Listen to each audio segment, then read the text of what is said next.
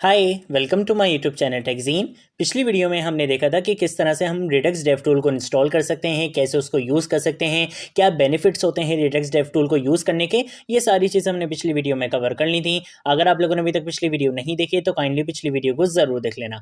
वापस आते हैं कोडिंग पर। अब तक हम क्या काम कर चुके हैं, हम देख चुके हैं कि किस तरह से हम अपने डेटा को रिडक्स टूल किट के स्टोर में स्टोर करवा सकते हैं। ठीक है, इस वीडियो में हम क्या करने वाले हैं, अब देखो डेटा तो हमारा रिडक्स टूल किट के स्टोर में स्टोर हो गया, लेकिन अगर मुझे उस रिडक्स टूलकिट के स्टोर से अपने डेटा को एक्सेस करना हो, नेक्स्ट.जेएस के किसी कंपोनेंट में शो करवाना हो, तो वो काम आप कैसे कर सकते हो, ये चीज आज हम इस वीडियो में कवर करेंगे। ठीक है, मैं आपको एक बार यूआई दिखा देता हूं। हमारा यूआई कुछ इस तरह से है। आपके पास यहाँ पे इनपुट फील्ड है, यहाँ पे आप एम्प्लॉय का डेटा को, एम्प्लॉय का नाम आप यहाँ पे लिख सकते हो। जैसे ही आप ऐड के बटन पे क्लिक करोगे तो आपका ये जो डेटा होगा वो रिडक्स टूलकिट के स्टोर में स्टोर हो जाएगा। ठीक है, अब मुझे वहां से उस डेटा को क्या करना है, एक्सेस करना है, और मुझे इस शो एम्प्लॉयज वाले कंपोनेंट में यहाँ पे उसको शो करवाना है, डिस्प्ले करवाना है। तो वो काम आप कैसे कर सकते हो, ये चीज आज हम इस वीडियो में करने वाले हैं। अगर आप लोगों ने अभी तक इस प्लेलिस्ट को एक्सेस नहीं करा है तो भाई जल्दी से इस प्लेलिस्ट को एक्सेस कर लो, ज्यादा से ज्यादा शेयर करो, क्योंकि यहाँ पर आपको रिडक्स टूलकिट विद नेक्स्ट.जेएस स्टार्टिंग से लेकर एंड तक सिखाई जाएगी। ठीक है, विद प्रैक्टिकल एग्जांपल्स। तो इस प्लेलिस्ट को जरूर एक्सेस करो, ज्यादा से ज्यादा शेयर करो। अब हम आ जाते हैं यहाँ पर, और यहाँ पर आने के बाद मैं एक काम ये करूंगा कि मैं स्लाइस को यहाँ पे क्लोज कर देता हूँ, स्टोर को भी क्लोज कर देता हूँ। इन दोनों का कोई काम नहीं है।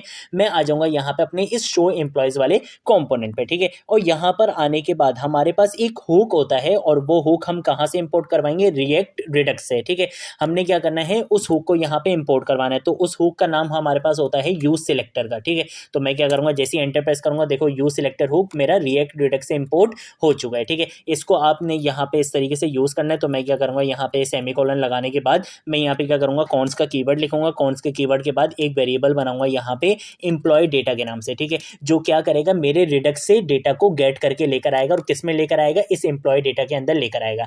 अब ये जो यूज सिलेक्टर हुक होता है ना, ये अपने अंदर एक कॉल बैक फंक्शन लेता है। तो मैं यहाँ पे क्या करूंगा, एक कॉल बैक फंक्शन बना लूंगा, और इसके अंदर यहाँ पे एक पैरामीटर पास करवा दूंगा, फॉर एग्जाम्पल डेटा के नाम से। ठीक है, इसके अंदर यहाँ पर आकर मैं क्या करूंगा, मैं यहाँ पे लिखूंगा डेटा डॉट। अब मेरे पास यहाँ पे जो इनिशियल स्टेट थी वो किस नाम से थी, उसके लिए आपने क्या करना है, स्लाइस में जाना है, और स्लाइस में आकर आप देख सकते हो हमने इनिशियल स्टेट के नाम से जो हमने यहाँ पे एक एरे बनाया था, वो किस नाम से था, एम्प्लॉयज के नाम से। जो नाम आपने यहाँ पे रखा होगा सेम उसी नाम को आपने यहाँ पे लिखना है डेटा डॉट के बाद। ठीक है, तो मैंने यहाँ पे इस तरीके से इसको लिख दिया। अब हमारे एक्शन के अंदर जितना भी डेटा होगा वो हमें गेट होके कहाँ पे मिल जाएगा, इस एम्प्लॉय डेटा के अंदर मिल जाएगा। आप चाहो आप इसको कंसोल डॉट लॉग करके इसको कंसोल में शो कर सकते हो। मैं एक काम ये करूंगा कि मैं डायरेक्टली यहाँ पे आ जाऊंगा और अपने यूआई पर इसको शो करवाने वाला हूँ। कैसे करूंगा, मुझे पता है कि ये एम्प्लॉय डेटा के नाम से क्या बन जाएगा, एक एरे बन जाएगा, और जितना भी मेरे एक्शंस के अंदर डेटा होगा वो सारा इस एरे के अंदर स्टोर हो जाएगा। ठीक है, तो उसके लिए मुझे क्या करना पड़ेगा, मैं यहाँ पर अगर लिखूंगा employ data dot map function में यहाँ पे यूज करूंगा, क्योंकि एरे के अंदर जितनी भी वैल्यूज होंगी मुझे उसको क्या करना है, आइटरेट करके अपने यूआई पे शो करना है। ठीक है, उसके बाद मैं यहाँ पे क्या करूंगा, मैं यहाँ पे आके एक आइटम के नाम से एक पैरामीटर दे दूंगा, और इस तरह से एक एरो फंक्शन बनाऊंगा। यहाँ पे आके मैं क्या करूंगा, एक H2 बल्कि एक H4 का हम यहाँ पे क्या करते हैं, टैग लगा लेंगे, और इसके अंदर मैं यहाँ पर आकर बोल दूंगा क्या, मैं यहाँ पे आके बोल दूंगा item dot name. Item dot name को क्या करो, शो करवा दो। अब आपको पता है कि जब भी आप मैप फंक्शन का यूज करते हो जीएसएक्स के अंदर, तो आपको पता है कि यहाँ पर आपको एक यूनिक की प्रॉप पास करना होता है। ठीक है, अब आपको पता है कि जब भी हमारा डेटा रिडक्स टूलकिट के स्टोर में स्टोर होगा, तो नेम के साथ साथ जो उसका डेटा है उसके साथ साथ हमने यहाँ पे एक और चीज भी बोली थी कि उसकी एक यूनिक आईडी यहाँ पे जनरेट होगी। ठीक है, तो मैं इस आईडी को क्या कर सकता हूँ, यूनिक की प्रॉप बना सकता हूँ। ठीक है, तो मैं यहाँ पर आऊंगा, यहाँ पर आने के बाद मैं यहाँ पे एक यूनिक की प्रॉप पास करवाऊंगा। मैं बोलूंगा कि भाई आइटम डॉट आईडी के नाम से। ठीक है,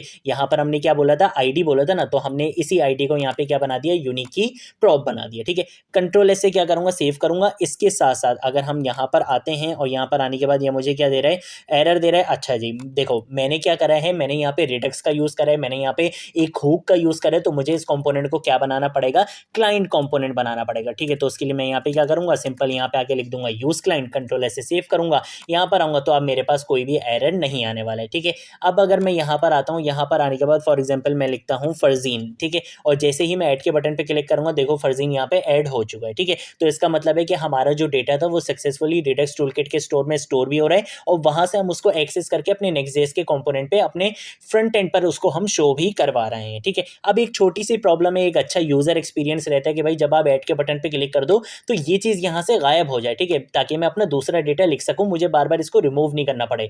तो उसके लिए मैं क्या करूंगा, मैं आ जाऊंगा यहाँ पे ऐड एम्प्लॉयज पे, और यहाँ पर आने के बाद इस इनपुट फील्ड के अंदर सबसे पहले मैं क्या करूंगा, वैल्यू के नाम से यहाँ पे एक एट्रीब्यूट लगाऊंगा, और इसके अंदर मैं वैल्यू पास करवा दूंगा मेरी स्टेट का नाम। स्टेट का नाम क्या है, AMP नेम। ठीक है, और यहाँ पर आकर जब मैं बोलूंगा कि कि भाई एक्शन में डेटा पास हो जाए, तो फिर आपने क्या करना है, यहाँ यहाँ पे जो हमारा फंक्शन था सेट एम्प्लॉय, ओहो यहाँ पे मुझे लिखना है सेट EMP नेम, और इसको हम बोल देंगे कि भाई अब तुम एम्प्लॉय नेम को क्या कर दो, एम्प्टी सेट कर दो। कंट्रोल ऐसे सेव करूंगा। अब यहाँ पर आऊँगा, यहाँ पर आने के बाद अभी मैं इसको यहाँ से हटाता हूँ। फॉर एग्जाम्पल अगर मैं यहाँ पर अगर लिख देता हूँ हुजैफा, ठीक है, और जैसे ही ऐड के बटन पे क्लिक करूंगा तो देखो यहाँ से डेटा रिमूव हो गया और यहाँ पे आपको शो हो रहा है, ठीक है। सेम ऐसे अगर आप यहाँ पर अगर एक और नाम लिख देते हो बिलाल, और यहाँ पे आके आप ऐड के बटन पे क्लिक करोगे तो देखो आपका डेटा यहाँ पे शो हो रहा है। तो इस तरह से आप क्या कर सकते हो, रेडेक्स टूलकिट के स्टोर से डेटा को गेट करके अपने UI पर शो करवा सकते हो, ठीक है। आने वाली वीडियोस में हम रेडेक्स टूलकिट के और अमेजिंग कॉन्सेप्ट्स पर आने वाले हैं। अब आने वाली जो वीडियोस होंगी हमारी वो थोड़ी सी एडवांस होने वाली है। अभी तक जो हमने काम किया था वो बिल्कुल सिंपल किया था, क्योंकि इस वजह से